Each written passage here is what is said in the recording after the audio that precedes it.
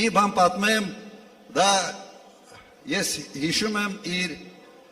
իմ հերս էր ինձ պատմել, երբ ես մոտարապես 8-րդ, 9-րդ դասարանում էի։ Այն ժամանակ ինքը պատասխանատու էր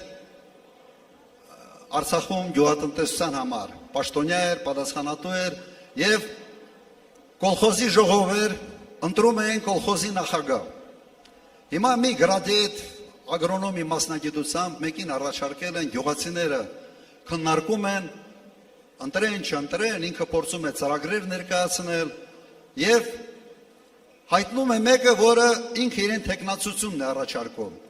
Այդ գյուղի ամենից անգրագետը։ 5 տարիներն էին կարդալ զորով, գիտի մի 2-3 դասարանի կրթություն ուներ։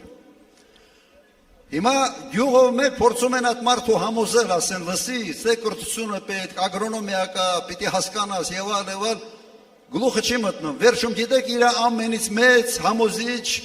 արգումենտը որն է։ Ասում է, ինչ է, վախենում եք Վիլիսից ընկնեմ։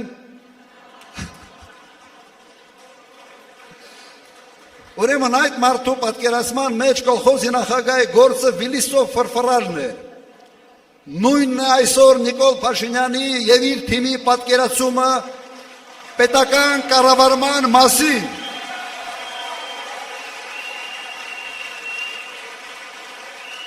Չընկնելու համար են այն շարասյունը, որով պտտվում են 5 անգամ մեծացրել է։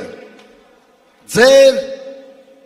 փողերի հաշվին, հարկատուների հաշվին։